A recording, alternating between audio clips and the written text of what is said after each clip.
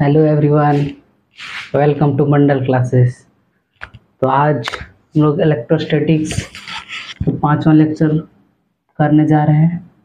तो आज का लेक्चर बहुत ही इम्पोर्टेंट है, ठीक है। इसमें हम लोग पढ़ेंगे कि जब कोई डाइपोल को एक्सटर्नल फील्ड में रखते हैं, कोई दूसरा फील्ड जो इलेक्ट्रिक फील्ड कोई और चार्ज बना रहा है, उसमें अगर हम कोई डाइपोल को रखते हैं तो वो कैसा बिहेव करेगा, उसमें कितना वर्क डन होगा, उसमें कितना पोटेंशियल एनर्जी होगा। आज सब चीज़ का डेरिवेशन और सबको देखेंगे कि कैसे कैसे बिहेव करता है।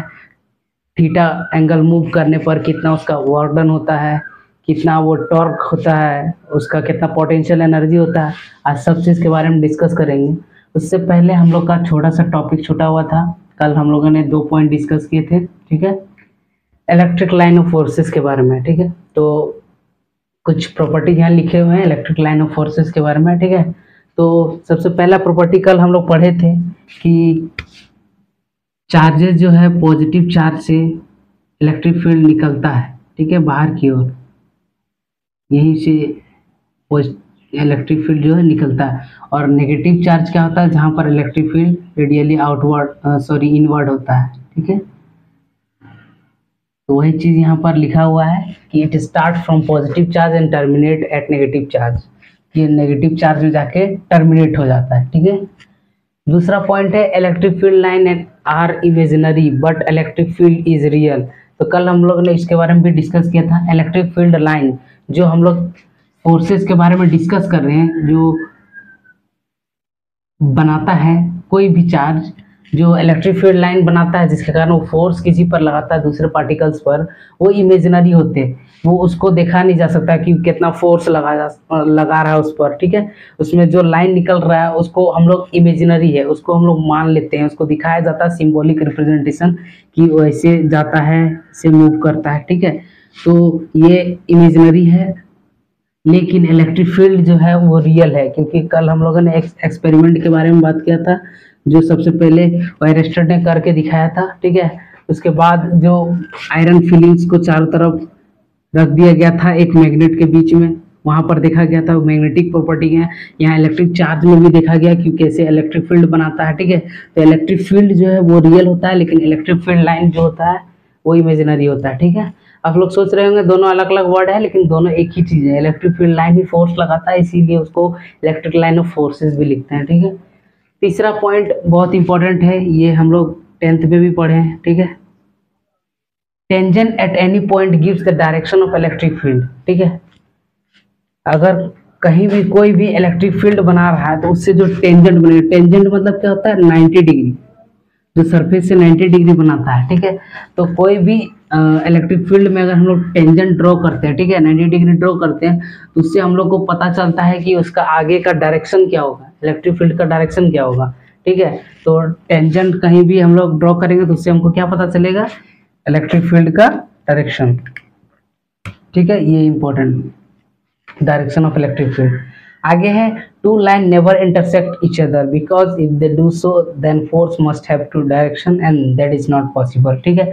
तो ये भी हम लोग पढ़े थे मैग्नेट में, ये सब प्रॉपर्टी पढ़े थे कि दो लाइन जो है एक दूसरे को इंटरसेक्ट नहीं कर सकता। अगर ये पॉजिटिव चार्ज है और ये नेगेटिव चार्ज है, तो इससे जो चार्जेस इसके फील्ड निकल रहा है वो यहाँ जाकर टर्मिनेट हो जा रहा है, ठीक है। इसका ये मतलब नहीं है कि दो, अगर यहाँ से ऐसे जाए ये फील्ड है और यहाँ से ऐसे चल जाए, ये पॉसिबल नहीं है, ठीक है। एक फील्ड दूसरा को इंटरसेक्ट नहीं कर सकता है, ठीक है। क्यों नहीं कर सकता है, वही चीज लिखा हुआ है कि इसलिए नहीं कर सकता है क्योंकि हम लोग पढ़ चुके हैं कि टेंजेंट जो है कोई भी पॉइंट पर, अगर यहाँ पर मान लीजिए सपोज कीजिए दो ऐसे इंटरसेक्ट कर जाता है, तो यहाँ पर अगर हम टेंजेंट बनाएंगे तो ये तो दो डायरेक्शन देगा हमको फोर्स का। जो ये फोर्स दूसरा पार्टिकल में लगाएगा, इलेक्ट्रिक फील्ड जो है दूसरा पार्टिकल पर लगाएगा, इसका दो डायरेक्शन होगा। तो कोई भी क्वांटिटी का दो डायरेक्शन एक साथ होना पॉसिबल नहीं है, टू डायरेक्शन नॉट पॉसिबल, ठीक है। टू डायरेक्शन होना नॉट पॉसिबल, तो इसीलिए बोला जाता है कि टू लाइन जो है नेवर इंटरसेक्ट ईच अदर, ठीक है, कभी एक दूसरे को इंटरसेक्ट नहीं करेगा, ठीक है, इंटरसेक्ट नहीं करेगा। आगे कुछ कुछ प्रॉपर्टी हम लोग पढ़ेंगे, ठीक है। ये 4 प्रॉपर्टी हो गया, ठीक है। आगे देखते हैं, आगे जो प्रॉपर्टी है वो सब इंपॉर्टेंट है, उसको समझना है, ठीक है। हम लोग पढ़ेंगे कि रिपल्सन क्यों होता है, ठीक है, अट्रैक्शन क्यों होता है, उसके बारे में जानेंगे थोड़ा सा हम लोग। इलेक्ट्रिक लाइन ऑफ फोर्सेस के कारण होता है, लेकिन कैसे होता है ये जानेंगे, ठीक। 4 प्रॉपर्टी हो चुका है, 2-3 प्रॉपर्टी और कर लेते हैं हम लोग, ठीक है। अगर बोर्ड्स में आता है तो आप डेफिनेटली इसको लिखें, आपको फुल मार्क्स मिलेगा, ठीक है। पांचवा प्रॉपर्टी है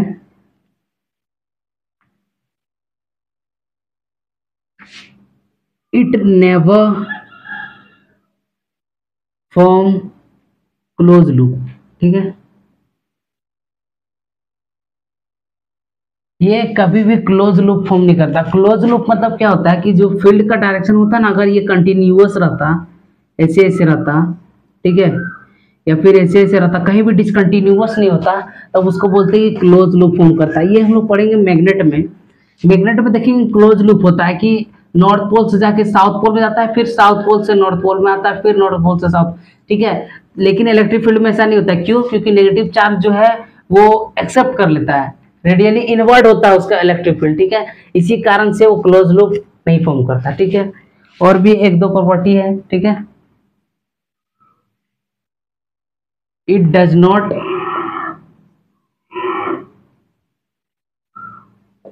pass through conductor,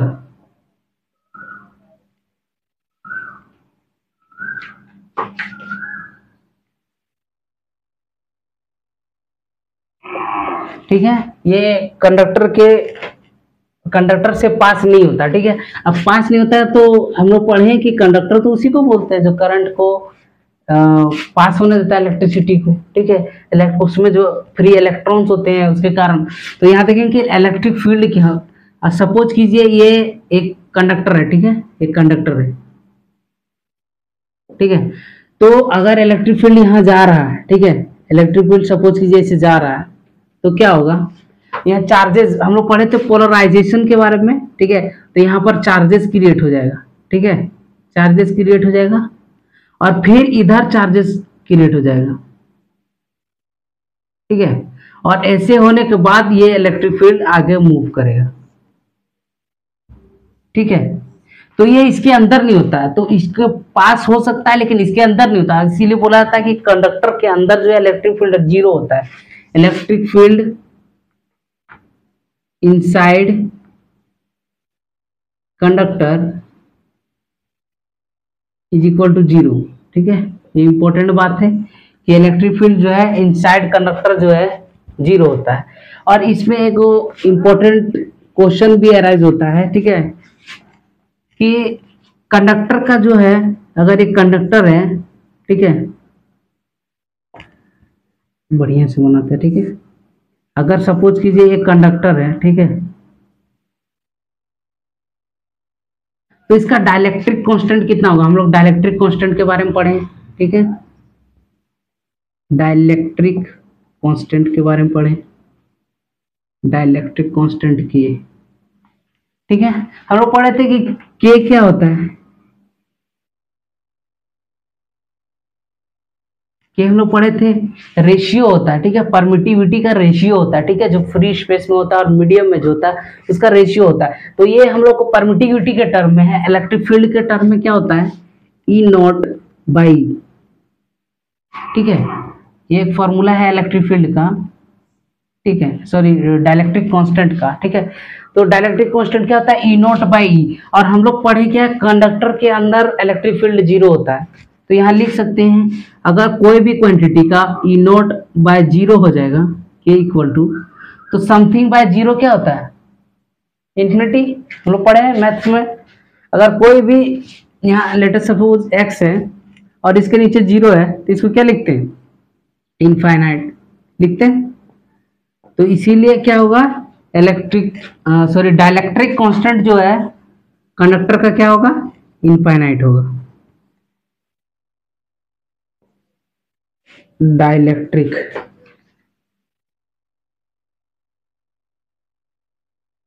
dielectric constant of metal, और मेटल या फिर कंडक्टर लिख सकते हैं, ठीक है, मेटल लिखिए, ठीक है। जनरली मेटल जो है क्या होता है, कंडक्टर होता है, ठीक है। तो यहाँ मेटल लिखिए या कंडक्टर लिखिए, ठीक है। तो डाइलेक्ट्रिक कांस्टेंट क्या होता है मेटल का, इनफाइनाइट होता है, ठीक है। और अगर सेम क्वेश्चन पूछा जाए कि नॉन मेटल की क्या होता है, तो नॉन मेटल का 0 होता है, ठीक है। तो आप इसको याद रखिएगा, ठीक ना, छोटा सा चीज है, समझ में आपको आ गया हो।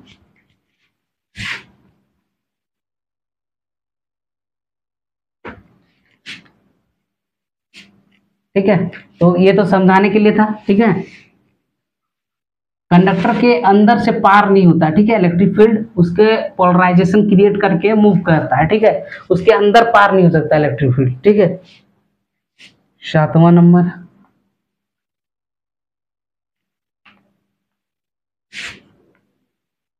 It contract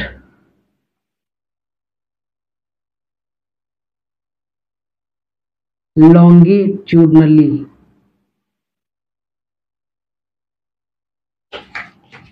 which describe force of attraction।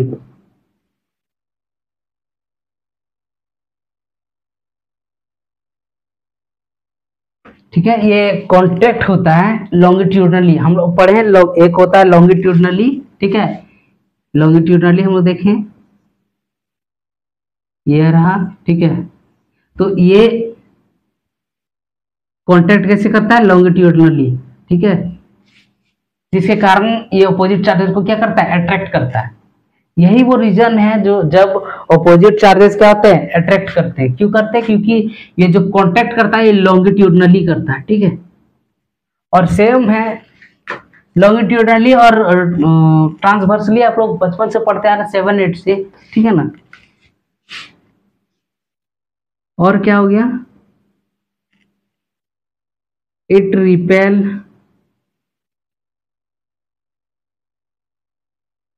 Transversely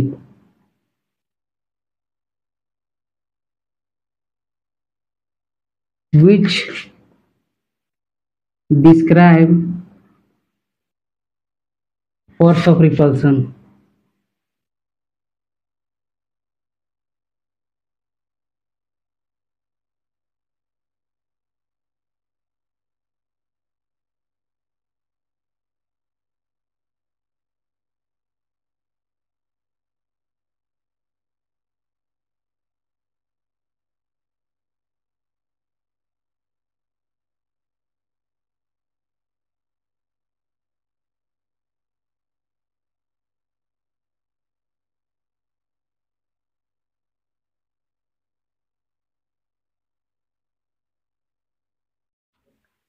तो हम लोग आगे पढ़ेंगे डाइपोल, डाइपोल का केस देखेंगे, ठीक है,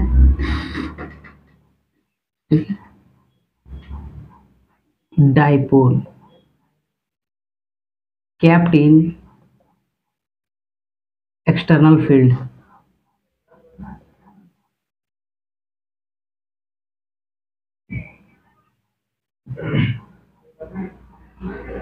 डाइपोल क्या होता है, हम लोग डाइपोल के बारे में पढ़े थे, डाइपोल मोमेंट निकालने सीखे थे, P is equal to Q into 2L। 2L क्यों लेते हैं, क्योंकि उसका डिस्टेंस जो है सेंटर से मेजर किया जाता है, ठीक है। और डाइपोल क्या होता है, दो सेम मैग्नीट्यूड का डिफरेंट साइन का चार्जेस को डाइपोल बोलते हैं, ठीक है। अगर ये पॉजिटिव क्यू है, नेगेटिव क्यू है, और ये फिक्स डिस्टेंस से इसके बीच में, तो इसको डाइपोल बोलते हैं, ठीक है। ये सब हम लोग पढ़ चुके हैं, आगे देखना है, ठीक है। तो आगे हम लोग पढ़ेंगे कि डाइपोल को अगर कोई दूसरा इलेक्ट्रिक फील्ड में रखेंगे तो डाइपोल कैसा बिहेव करेगा, ठीक है। तो उसका डायग्राम देखते हैं आगे। सपोज कीजिए ये फील्ड है, इलेक्ट्रिक फील्ड, ठीक है, और यहाँ पर कोई डाइपोल रखा हुआ है, ठीक है। ये रहा डाइपोल, डाइपोल कोई भी डायरेक्शन में हो सकता है, ठीक है। सपोज कीजिए ये डाइपोल है, ये पॉजिटिव क्यू है, ये नेगेटिव क्यू, और ये कुछ डिस्टेंस से सेपरेटेड है, फिक्स डिस्टेंस से, ठीक है। तो ये हो गया डाइपोल, इलेक्ट्रिक फील्ड में रखा हुआ है, इलेक्ट्रिक फील्ड का डायरेक्शन दिया हुआ है, ठीक है। तो देखेंगे कि इसमें कितना फोर्स लगता है। हम लोग डाइपोल का केस में पढ़े थे कि डाइपोल में कितना फोर्स लगता है, उसके बारे में हम लोग पढ़ चुके हैं। अब इस डाइपोल को कोई दूसरा इलेक्ट्रिक फील्ड में रख लें, एक्सटर्नल इलेक्ट्रिक फील्ड लिखा हुआ है, ठीक है। तो एक्सटर्नल फील्ड में जब इसको रखेंगे तो कैसा बिहेव करेगा, इसमें फोर्स कितना लगेगा, ठीक है। तो देखते हैं कि force on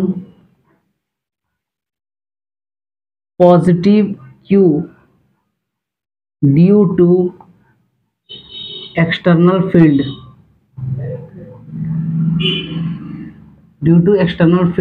is equal to plus Q E, ठीक है। हम लोग यहाँ फोर्स के बारे में पढ़े थे, force is equal to Q E होता है, और इसी से हम लोग निकाले थे कि ई क्या होता है, एफ बाई क्यू होता है।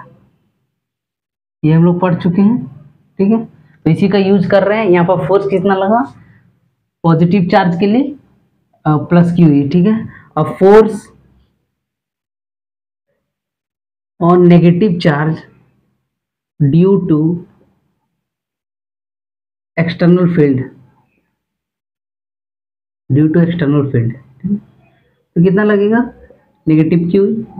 इसके बारे में हम लोग पढ़ चुके हैं, ठीक है। चार्ज पर डिपेंड करेगा। तो नेट फोर्स कितना होगा, हमको फोर्स किस में चाहिए, डाइपोल में चाहिए। तो अगर इसमें क्यू ई लग रहा है, इसमें माइनस क्यू ई लग रहा है, तो नेट फोर्स क्या होगा। फोर्स एक वेक्टर क्वांटिटी है, लेकिन हम लोग पढ़ चुके हैं कि फोर्स अगर सेम डायरेक्शन में लग रहा है, तो उसको सिंपली हम लोग स्केलर एडिशन फॉलो कर सकते हैं उसमें, ठीक है। अगर यही फोर्स कुछ एंगल में लगता तो हम लोग वेक्टर एडिशन का यूज करते हैं, ठीक है। तो यहाँ पर क्या होगा, net force plus Q E plus minus Q E which is equal to 0। तो इसमें कोई भी फोर्स नहीं लगेगा अगर ये यूनिफॉर्म इलेक्ट्रिक फील्ड है तो, ठीक है। यूनिफॉर्म इलेक्ट्रिक फील्ड, ठीक है। यूनिफॉर्म इलेक्ट्रिक फील्ड में डाइपोल में फोर्स कितना लगता है, तो 0 लगता है। क्यों लगता है 0, क्योंकि इसमें इधर फोर्स लग रहा है क्यू ई, ठीक है, और इधर फोर्स लग रहा है माइनस क्यू ई, ठीक है। तो जिसके कारण जो है नेट फोर्स कितना लग रहा है, 0 लग रहा है। अगर इसमें फोर्स 0 लग रहा है तो इसमें क्या लगेगा, इलेक्ट्रिक फील्ड तो अपना फोर्स लगा रहा है इस डाइपोल पर, और ये डाइपोल जो है एक फिक्स्ड पोजीशन पे रखा हुआ है, तो इस पर कुछ ना कुछ इफेक्ट तो दिखेगा इलेक्ट्रिक फील्ड का। क्योंकि हम लोग पढ़े हैं कोई भी चार्जेस से जब इलेक्ट्रिक फील्ड निकलता है, ठीक है, और जब दूसरे इलेक्ट्रिक फील्ड के आसपास भी जाता है तो ये इंटरेक्ट करता है, या तो इसको अट्रैक्शन फोर्स फील करेगा यहाँ पर, या तो रिपल्सन फोर्स। तो यहाँ पर जब इलेक्ट्रिक फील्ड, इसका खुद का भी इलेक्ट्रिक फील्ड है, ठीक है, इस चार्ज का अपना भी फील्ड है, और ये एक्सटर्नल फील्ड में रखा हुआ है, तो कुछ ना कुछ बिहेव करेगा। तो हम लोग पढ़ेंगे यहाँ पर कि टॉर्क फोर्स एक्ट करेगा। टॉर्क हम लोग पढ़ चुके हैं, ठीक है, 11th में पढ़ना था टॉर्क। अब टॉर्क क्या होता है, ठीक है, इसको रब कर रहे हैं, ठीक है। टॉर्क क्या होता है, टॉर्क को टाउ से डिनोट करते हैं, इसको टाउ बोलते हैं, ठीक है। टॉर्क इक्वल टू क्या होता है, फोर्स इंटू परपेंडिकुलर डिस्टेंस, ठीक है। तो इसको टॉर्क बोलते हैं, फोर्स इंटू परपेंडिकुलर डिस्टेंस। तो हम लोग देखें कि फोर्स कितना लग रहा है, इसमें 0 लग रहा है, ठीक है। तो अब इसको इरेज करते हैं, आप देखते हैं कि इसमें टॉर्क कितना लगेगा, ठीक है। टॉर्क बेसिकली क्या होता है, जब कहीं पर कोई ऐसा फोर्स है जो 90 डिग्री में लग रहा हो, परपेंडिकुलर में लग रहा हो, तो वहां पर फोर्स 0 हो जाता है, इसीलिए टॉर्क फोर्स एक्ट करने लगता है वहां पर। और जिसका फॉर्मूला क्या होता है, फोर्स इंटू परपेंडिकुलर डिस्टेंस। तो हम लोग यहाँ देखते हैं इस डायग्राम को, यहाँ अगर हम लोग ड्रॉ करें, ठीक है, और इसको, तो एक ट्रायंगल बन रहा है, इसको ए मानते हैं, इसको बी मानते हैं, इसको सी मानते हैं। और डाइपोल का लेंथ हम लोग पढ़ चुके हैं 2L होता है, ठीक है। डाइपोल का लेंथ 2L होता है, इतना पढ़ चुके हैं। अब टॉर्क, तो यहाँ पर लिखेंगे let us consider two charges, positive Q and negative Q, ठीक है, kept at distance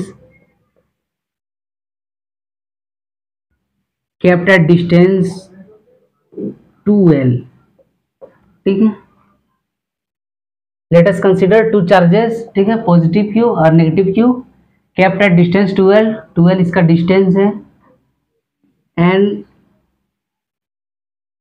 perpendicular drone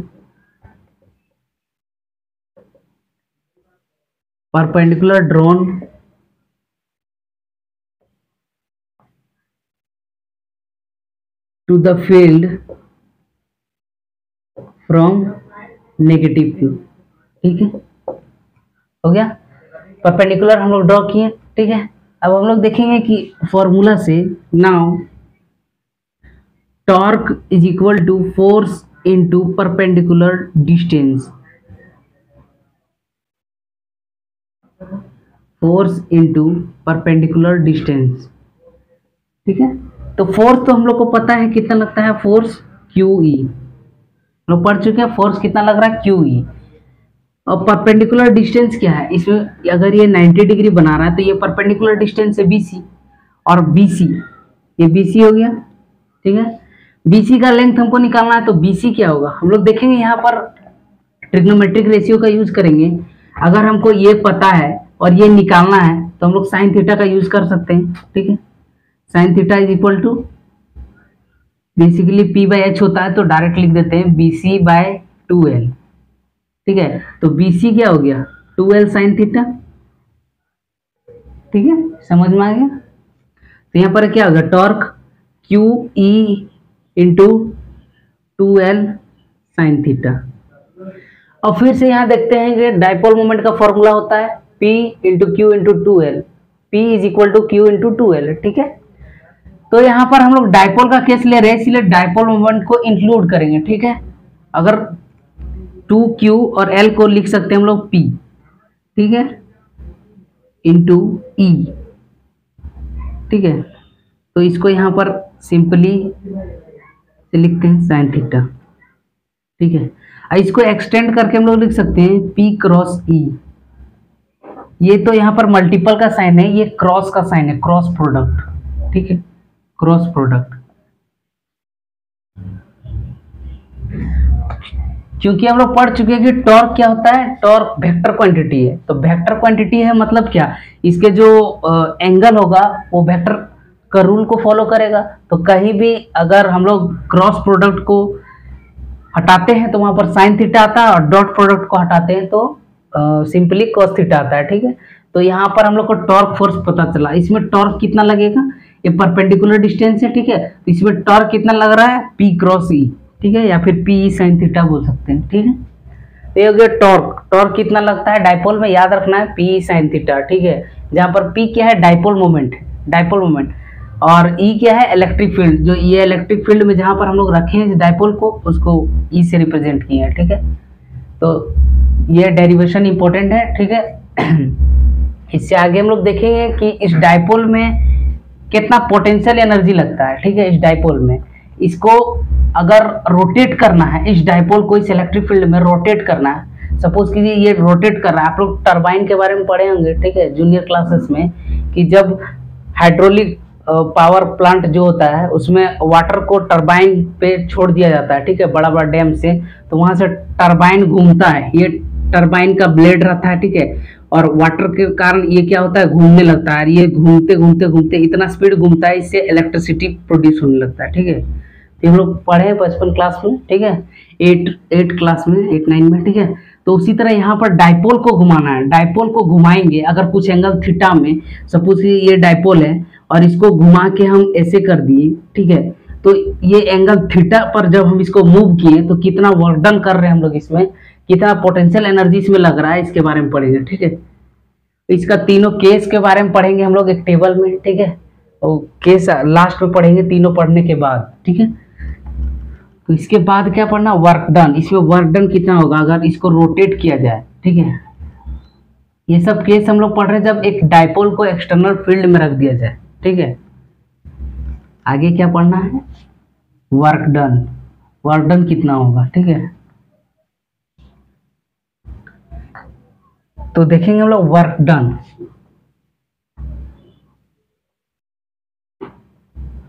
work done in rotating dipole at an angle of theta. अगर थीटा एंगल से उसको हम रोटेट कर रहे हैं, ठीक है, इस डाइपोल को, तो इसमें वर्क डन कितना लगेगा, ठीक है। तो वर्क डन का फॉर्मूला हम लोग पढ़ चुके हैं, ठीक है, हम लोग पढ़े हैं फोर्स के टर्म में। तो टॉर्क के टर्म में वर्क डन का फॉर्मूला होता है W is equal to T into D theta, ठीक है। अगर थीटा के टर्म में हम लोग देखेंगे कि इंटीग्रेशन कैलकुलस का पार्ट आता है इसमें थोड़ा सा यूज। अगर हम लोग कोई भी चीज का छोटा सा पार्ट निकाल लेते हैं ना, तो उसको इंटीग्रेट कर दें तो बड़ा पार्ट को हम लोग जान सकते हैं कि यहाँ से यहाँ तक कितना होगा, ठीक है। तो यहाँ पर भी वही सेम चीज है। अगर छोटा वर्क डन हम लोग निकाल लें अगर छोटा एंगल के लिए, तो सब एंगल के लिए वैलिड हो जाएगा, उसको इंटीग्रेट कर देंगे, ठीक है। D W is equal to torque into D theta, ठीक है, ये फॉर्मूला होता है। इसको ऊपर लिख देते हैं, ठीक है। वर्क डन क्या होता है? टॉर्क। टॉर्क का फॉर्मूला हम लोग इसलिए यूज कर रहे हैं क्योंकि हम लोग टॉर्क निकाल चुके हैं, ठीक है। D W is equal to torque into D theta. थीटा क्या है? एंगल, जितना एंगल से हम लोग रोटेट कर रहे हैं, ठीक है। तो जब आप पढ़िएगा इंटीग्रेशन तो वहां पर देखेंगे किसी ना किसी के थ्रू इंटीग्रेशन होता है। एक्स का टर्म में करना है, डी एक्स के टर्म में, डी वाई के टर्म में, ठीक है। तो इसीलिए डी थीटा लिया है इसमें, ठीक है। तो आगे देखेंगे वर्क डन कितना होगा, एन, ठीक है। तो डी नाउ यहाँ पर लिख सकते हैं लेट अस कंसीडर के बारे में, जैसे हम लोग लिखे हैं उसमें टॉर्क कितना लगता है उसमें, ठीक है। तो आगे देखते हैं डी डब्ल्यू वर्क डन कितना होगा, टाउ इंटू डी थीटा, ठीक है। तो समझ में आ गया। यहाँ पर डॉट प्रोडक्ट आ रहा है क्योंकि वर्क जो होता है वर्क स्केलर क्वांटिटी होता है, ठीक है। वर्क स्केलर क्वांटिटी, ठीक है, वर्क स्केलर क्वांटिटी है, ठीक है। अब इसको जब इंटीग्रेट करेंगे, ठीक है,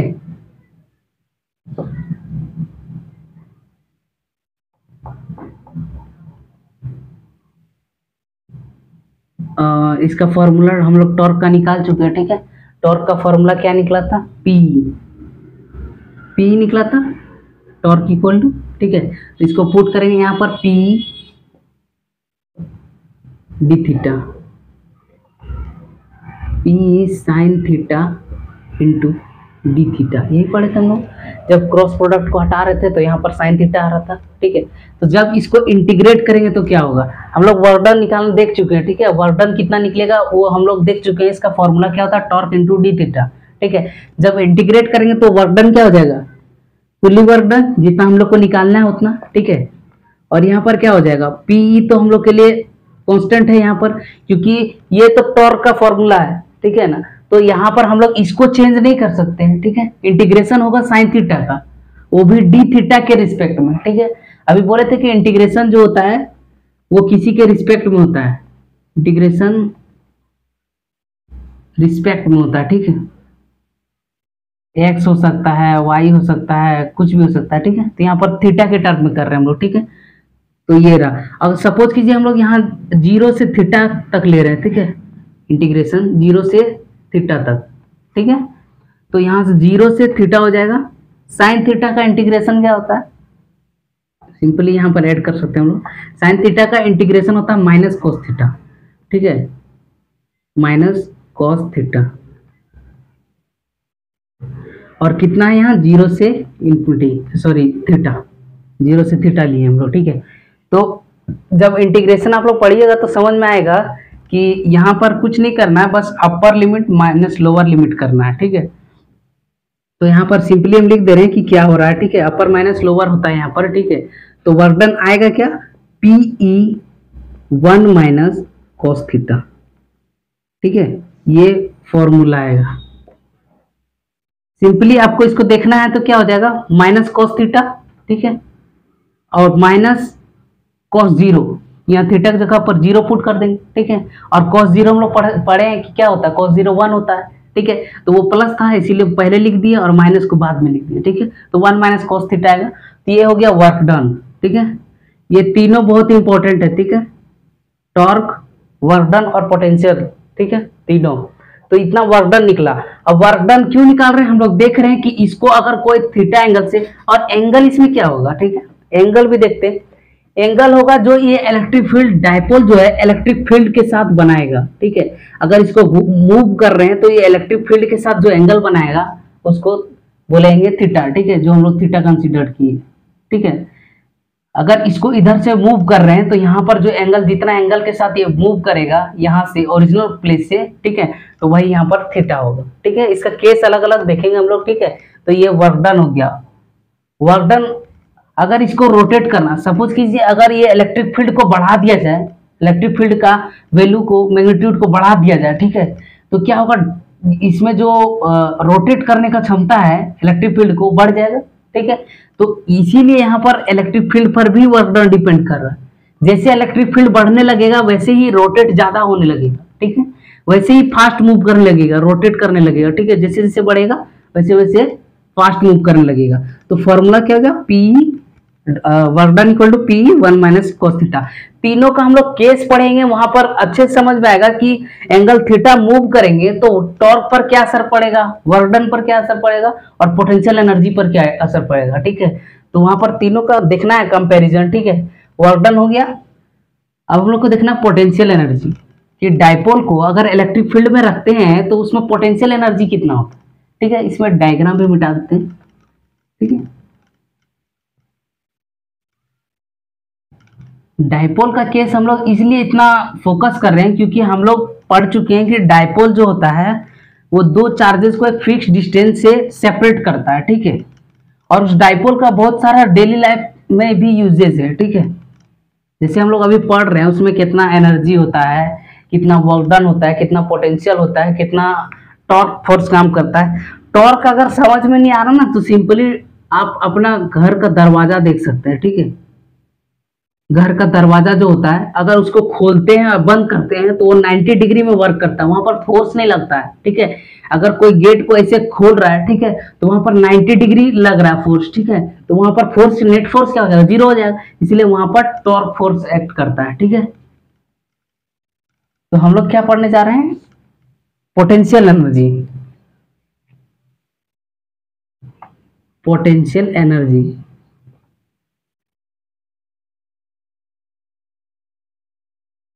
पोटेंशियल एनर्जी इन डायपोल, ठीक है।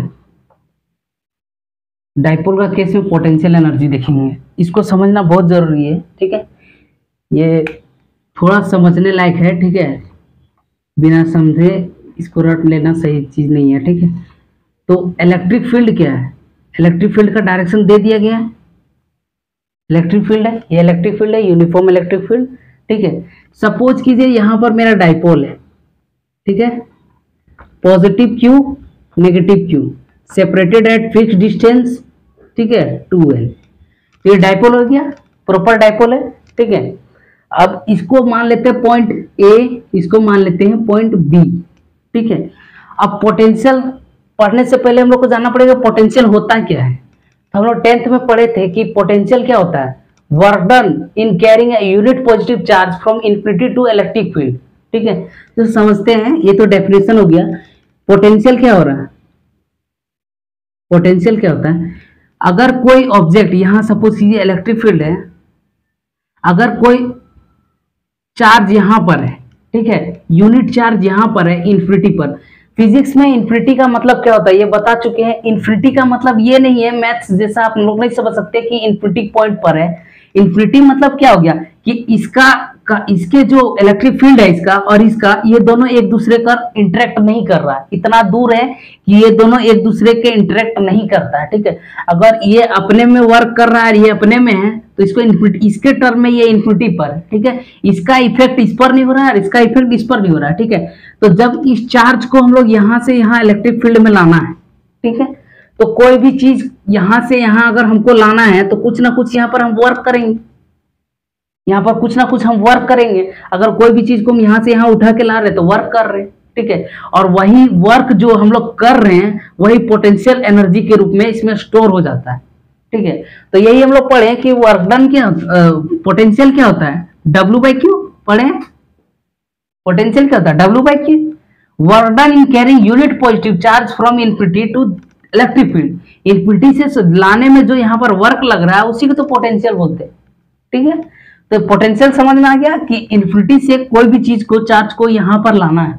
ठीक है, ये हो गया पोटेंशियल।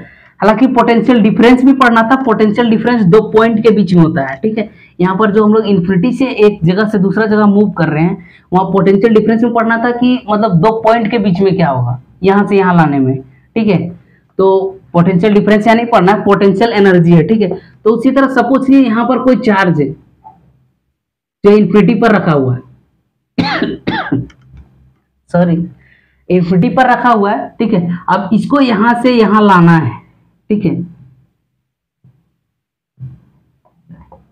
थोड़ा अच्छा से इसको डायग्राम बनाते हैं। ठीक है,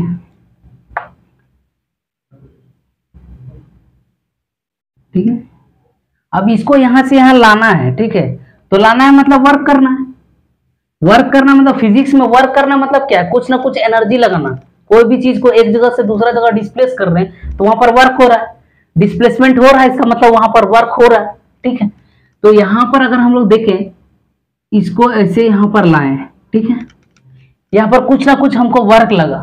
ठीक है, दोनों चार्ज को ला रहे हैं, एक बार नेगेटिव चार्ज को लाए, एक बार पॉजिटिव चार्ज को लाए। तो यहां पर लिखेंगे कि potential on carrying positive charge is positive, positive होगा पॉजिटिव चार्ज के लिए।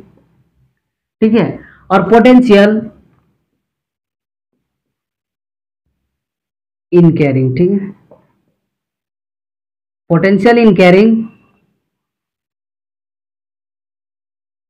Negative charge is negative, negative होगा। मैग्नीट्यूड पर हम लोग नहीं जा रहे हैं, अभी देख रहे हैं कि पॉजिटिव होगा कि नेगेटिव होगा। ठीक है, तो अगर ये पॉजिटिव है नेगेटिव है, अगर इस चार्ज को, नेगेटिव चार्ज को यहां तक लाएं, फिलहाल इस पॉइंट के बारे में हम लोग बात कर रहे हैं, इस पॉइंट के, यहां से यहां लाएं इसको, फिर इसको ला रहे हैं यहां से यहां, मतलब दोनों में वर्क सेम हो रहा है, बस डिफरेंस है पॉजिटिव और नेगेटिव। तो यहां पर क्या होगा, नेट पोटेंशियल क्या होगा, जीरो होगा। नेट पोटेंशियल कितना निकला, जीरो, नेट पोटेंशियल जीरो हो गया। अब हमको निकालना क्या, पोटेंशियल एनर्जी निकालना, तो बचा ये डिस्टेंस। अब इस चार्ज को, इस चार्ज को, ठीक है, हम लोग देखते हैं यहाँ पर इस डायरेक्शन डायपोल मोमेंट का इधर होता है, तो ठीक है, ये नेगेटिव है, ये पॉजिटिव है। ठीक है, ठीक है, नेगेटिव है पॉजिटिव है, और इसका डायपोल का डायरेक्शन किधर होगा, नेगेटिव से पॉजिटिव, हम लोग पढ़ चुके हैं डायपोल का डायरेक्शन किधर होता है, नेगेटिव टू पॉजिटिव। ठीक है, इलेक्ट्रिक फील्ड के डायरेक्शन के तरफ लिए हम लोग, इलेक्ट्रिक फील्ड का डायरेक्शन अगर इधर है और डायपोल का भी डायरेक्शन इधर है। ठीक है, तो अब बचा ये माइनस क्यू, इसको यहां से यहां लाना है, यहां तक तो आ गया दोनों चार्ज, यहां तक आ गया, अब यहां से इसको यहां पर लाना है। ठीक है, तो अब हम लोग पढ़ेंगे now potential in carrying negative charge minus Q from B to A, B से ए लाना है। हम लोग इन्फिनिटी से यहां तक ला के देख लिया, नेट पोटेंशियल जीरो हो रहा है। ठीक है, और इस पोटेंशियल को जब यहां से बी से ए में ला रहे हैं तो पोटेंशियल कितना होगा, पोटेंशियल को रिप्रेजेंट करते हैं यू से। ठीक है, तो u इज इक्वल टू क्या हो गया, हम लोग पढ़ लिए कि कितना फोर्स लगेगा अगर लाने के लिए, तो माइनस पी लगता है, समझ रहे, नेगेटिव चार्ज को बस लाना, पॉजिटिव तो यहीं पर रहेगा, तो u इज इक्वल टू क्या हो गया, माइनस पी। ठीक है, ये हम लोग निकाल के देख चुके हैं, नेगेटिव चार्ज के लिए इसलिए माइनस लगा। ठीक है, ये रहा पोटेंशियल एनर्जी। ठीक है, नेट पोटेंशियल जीरो है, लेकिन नेगेटिव को यहां से यहां लाने के लिए क्या लग रहा है, u is equal to minus P, और इसको स्टैंडर्ड फॉर्मेट लिख सकते हैं, u equal to minus P cos theta. ठीक है, क्योंकि हम लोग पढ़ चुके हैं कि पोटेंशियल क्या है, पोटेंशियल भी स्केलर क्वांटिटी। ठीक है, स्केलर क्वांटिटी, कितना यहां पर एनर्जी स्टोर हो रहा है, माइनस पी कॉस थीटा। ठीक है। माइनस क्यों आ रहा है? नेगेटिव चार्ज के कारण, ठीक है। और नेगेटिव इधर क्यों लिए? ये बताने के लिए लिए है, ठीक है। पॉजिटिव को नेगेटिव इधर इसलिए चेंज की क्योंकि हम लोग का जो डायपोल का डायरेक्शन है, डायपोल का डायरेक्शन इलेक्ट्रिक फील्ड का डायरेक्शन से सेम है, ठीक है। इलेक्ट्रिक फील्ड का डायरेक्शन इधर है तो डायपोल का भी डायरेक्शन इधर है, दोनों एक ही डायरेक्शन में है, ठीक है। तो इतना निकल गया, u is equal to minus P cos theta. तो अब हम लोग तीनों पढ़ लेंगे। डायपोल के केस में डायपोल को अगर कोई भी इलेक्ट्रिक फील्ड में रख रहे हैं तो उसमें टॉर्क कितना हो रहा है, उसमें वर्क डन कितना हो रहा है, उसमें पोटेंशियल एनर्जी कितना हो रहा है, ठीक है। अब हम लोग तीनों के केस को कंपेयर करेंगे, ठीक है। कोई एंगल, इंक्लाइनेशन एंगल जो थीटा रहेगा उस पर कितना तीनों का इफेक्ट होगा, ठीक है।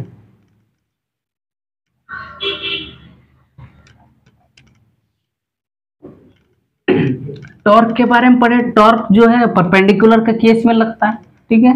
और वर्क डन हम लोग इसलिए निकालें क्योंकि उसमें जो रोटेट होगा डायपोल वो कितना एंगल से रोटेट होगा, ठीक है। जितना एंगल से रोटेट होगा उस हिसाब से उसमें वर्क लगेगा, ठीक है। बिना, हम लोग पढ़ चुके हैं फिजिक्स में, बिना वर्क किए डिस्प्लेसमेंट नहीं होता है, ठीक है। तो इस केस में हम लोग देखेंगे तीनों केस में एक टेबल बना के, ठीक है।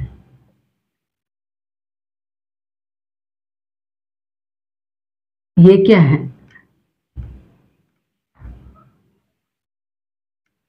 ये हो गया torque, sorry, torque, work done, और ये क्या है? Potential energy.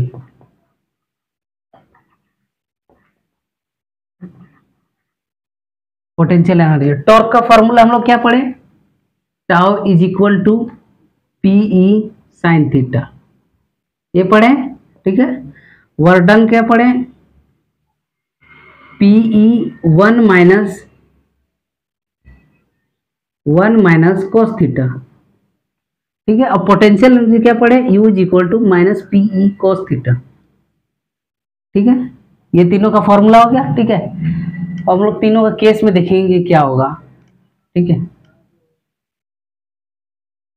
एक और टिप, एक और बनेगा, ठीक है।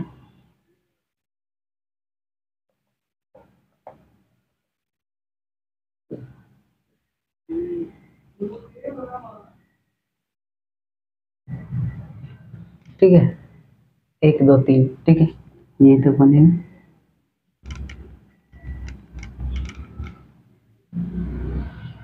यहां पर लेते हैं थीटा, ठीक है। थीटा जब 0 डिग्री होगा, यहाँ पर थीटा जब 90 डिग्री होगा, और यहाँ पर थीटा जब 180 डिग्री होगा, और तीनों का केस में देखेंगे कंपेयर करके, ठीक है। तो टॉर्क साइन 0 क्या होता है? 0 होता है, सिंपली साइन 0 क्या होता है? 0 होता है। टॉर्क क्या होगा? 0। तो कहने का मतलब है अगर कोई इलेक्ट्रिक फील्ड में जो डाइपोल है, ये जो डाइपोल है इसमें अगर 0 डिग्री मूव कर रहा है ये, ठीक है, 0 डिग्री, तो इसमें टॉर्क कितना होगा? 0 होगा, ठीक है। इसमें टॉर्क लगेगा ही, ठीक है ना। ये अगर अपना जगह पर ऐसे ही है इलेक्ट्रिक फील्ड का प्रेजेंस में भी, तो यहाँ पर टॉर्क कितना होगा? 0 होगा। टॉर्क का कोई भी असर नहीं होगा, ठीक है, 0 डिग्री में। अब हम लोग देखेंगे वर्क डन पर क्या असर पड़ेगा। वर्क डन, ठीक है। तो cos 0 क्या होता है? 1 होता है। cos 0 डिग्री क्या होता है? 1 होता है। तो 1 माइनस 1, तो वर्क डन क्या निकल रहा है? 0 दिख रहा है, 1 माइनस 1, ठीक है। cos 0 1 है तो वर्क डन भी 0 निकला। अब पोटेंशियल एनर्जी क्या निकलेगा? cos 0 है 1, तो u क्या निकला? Minus P. अब देखिए 0 डिग्री में क्या है? टॉर्क भी 0 है, 0 डिग्री में टॉर्क भी 0 है, वर्क डन भी 0 है, लेकिन पोटेंशियल एनर्जी उसमें है, ठीक है, माइनस पी। देखते हैं 90 डिग्री में क्या होगा। साइन 90 क्या होता है? 1 होता है। तो टॉर्क क्या होगा? पी। टॉर्क क्या होगा? पी होगा, ठीक है। वर्क डन क्या होगा? cos 90 क्या होता है? 0 होता है। cos 90 क्या होता है? सिंपल सा ट्रिग्नोमेट्रिक रेशियो का वैल्यू है, ठीक है। cos 90 सॉरी 0 होता है। cos 90 जीरो होता है, तो यहाँ पर cos 90 क्या हो गया, जीरो हो गया, तो 1 माइनस जीरो 1 है, तो वर्क डन कितना होगा, P। ठीक है, वर्क डन कितना होगा, P। और पोटेंशियल एनर्जी कितना होगा, cos 90 जीरो होता है, तो पोटेंशियल एनर्जी क्या होगा, जीरो होगा। तो देख रहे हैं 90 डिग्री इंक्लाइनेशन में क्या हो रहा है, टॉर्क P लग रहा है। अब हम लोग मैक्सिमम और मिनिमम का केस भी देखेंगे और इक्विलिब्रियम भी देखेंगे इसमें। ठीक है, पहले इसमें एंगल पर बात कर लेते हैं। ठीक है, साइन 180 डिग्री क्या होता है, साइन 180 डिग्री जीरो होता है। ठीक है, तो यहाँ पर टॉर्क क्या होगा, जीरो।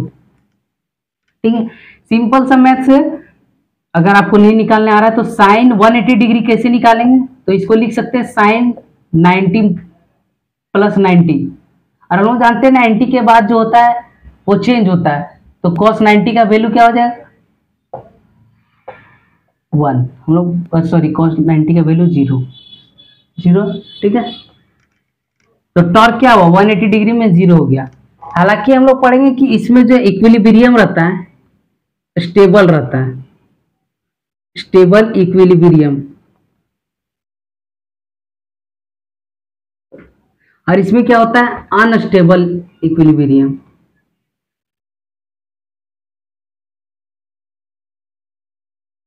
Unstable equilibrium. ठीक है, अब इसका केस इसलिए पढ़े क्योंकि दोनों जगह टॉर्क जीरो है। अगर कोई क्वेश्चन में आपको गिवन है कि टॉर्क जीरो है और कुछ फाइंड करना है, तो आप दोनों में से तो किसी को भी ले सकते हैं, और अलग अलग डिफरेंट एंगल का वैल्यू सेम है, और उस क्वेश्चन में अलग अलग एंगल, कोई बच्चा 180 डिग्री ले ले, कोई 0 डिग्री ले ले, तो दोनों का आंसर में डिफरेंट क्रिएट हो जाएगा। ठीक है, तो इसके लिए उसमें गिवन रहेगा स्टेबल या अनस्टेबल इक्विलिब्रियम। ठीक है, और स्टेबल और अनस्टेबल क्या होता है, सपोज ये डाइपोल था। ठीक है, और ऐसे मूव कर रहा है। ठीक है, ऐसे डाइपोल, और इसको इधर मूव कर दिए और इसको इधर मूव कर दिए। ठीक है, या फिर एक ऐसा केस है जहां पर ऐसा है और ये ऐसे मूव कर रहा है और ऐसे मूव कर रहा है। तो स्टेबल इक्विलिब्रियम मतलब क्या होता है कि अगर किसी को मूव कर दिए तो अपना जगह पर रहे। अनस्टेबल इक्विलिब्रियम क्या है, अगर उसको मूव कर दिए तो फिर से उसी जगह पर आ जाएगा जहां पर मूव किए थे।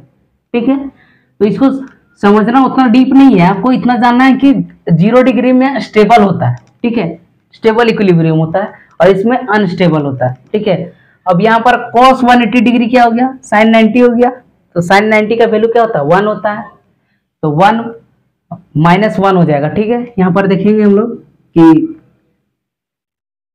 साइन 180 डिग्री का वैल्यू जो निकालेंगे हम लोग तो क्या आएगा, -1 आएगा, तो 1 माइनस -1 कितना हो जाएगा, वर्डन 2p।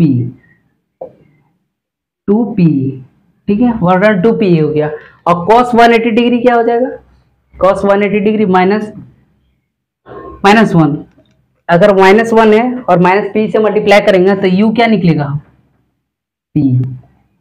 अब मैक्सिमम और मिनिमम केस हम लोग देख सकते हैं कि टॉर्क मैक्सिमम कब होता है, 90 डिग्री पर। ये हम लोग पढ़ भी चुके हैं कि टॉर्क फोर्स किस लिए एक्ट करता है, परपेंडिकुलर का केस में, इसलिए परपेंडिकुलर में ये मैक्सिमम होता है।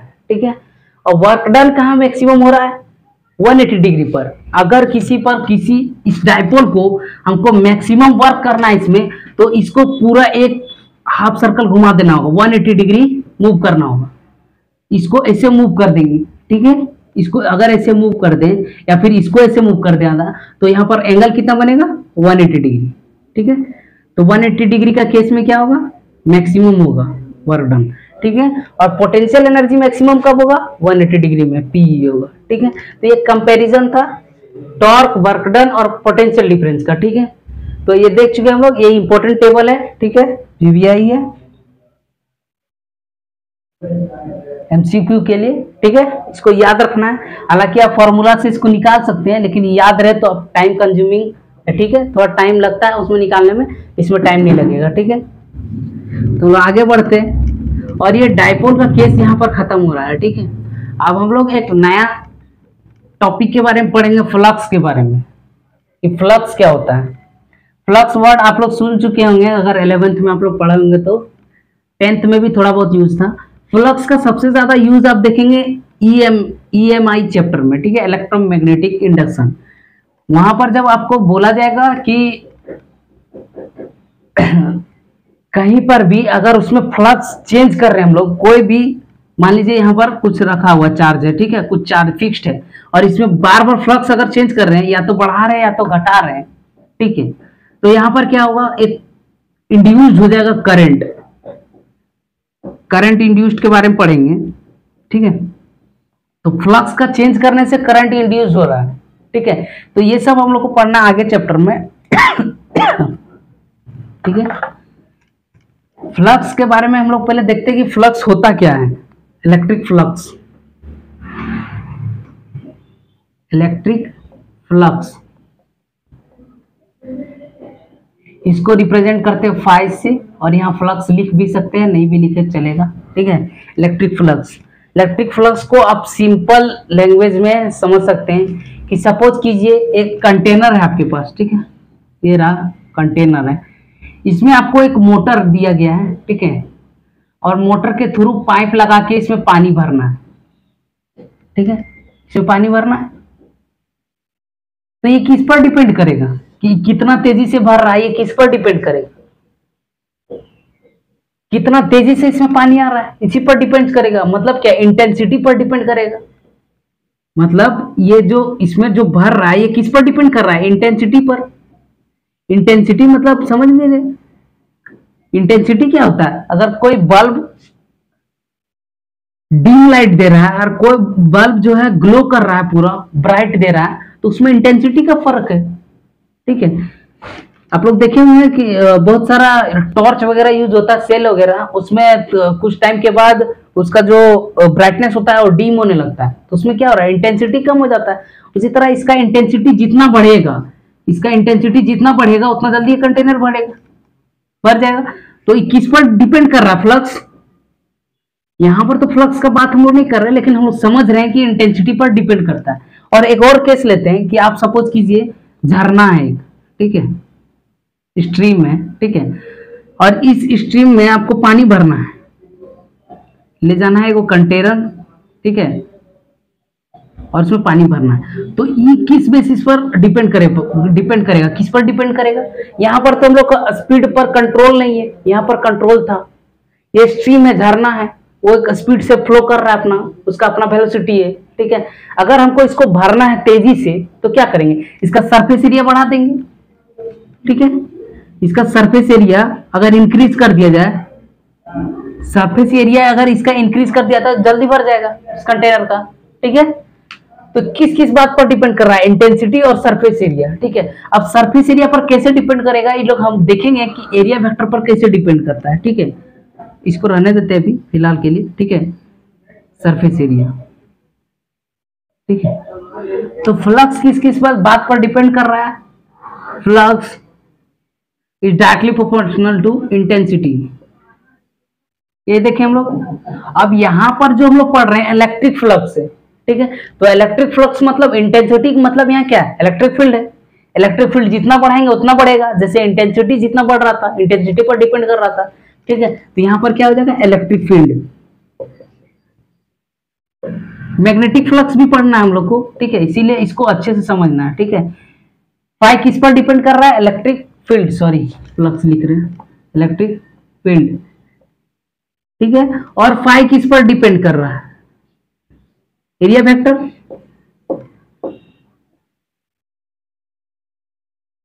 या फिर इसको सरफेस एरिया भी लिख सकते हैं, ठीक है।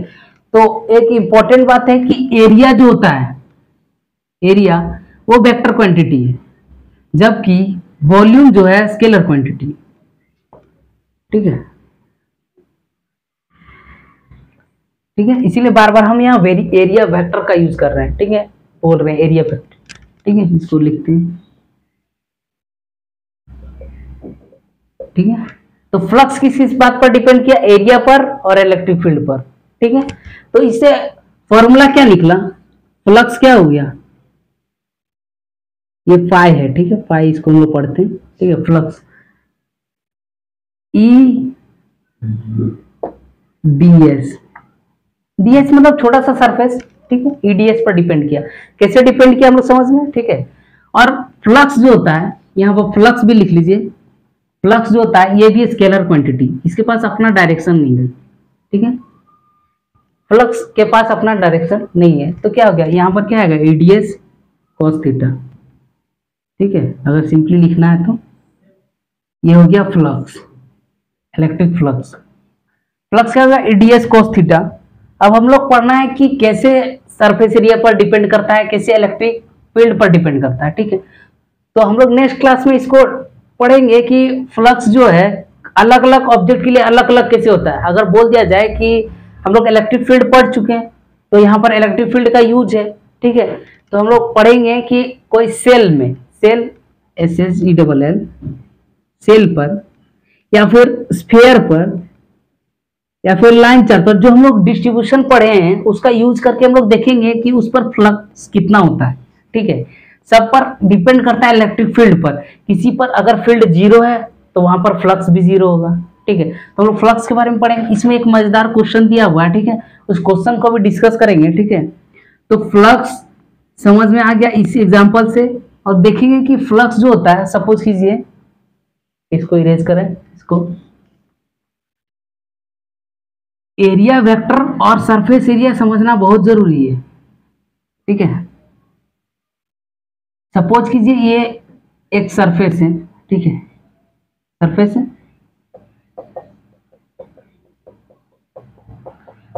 ठीक है, एक फ्लैट है। ठीक है, और सपोज कीजिए ये रहा इलेक्ट्रिक फील्ड। ठीक है, इलेक्ट्रिक फील्ड, और ये रहा एरिया वेक्टर,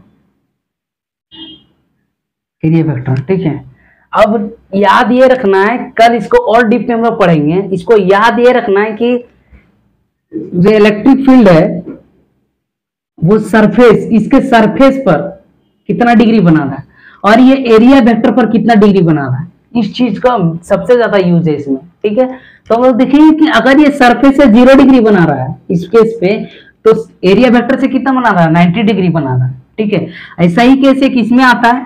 ठीक है, इसको और एग्जांपल लेके हम लोग समझेंगे कल। ठीक है, कि अगर इलेक्ट्रिक फील्ड का डायरेक्शन इधर है, ऐसे है, तो ये सरफेस के साथ 90 डिग्री बना रहा है जबकि एरिया वेक्टर के साथ 0 डिग्री बना रहा है।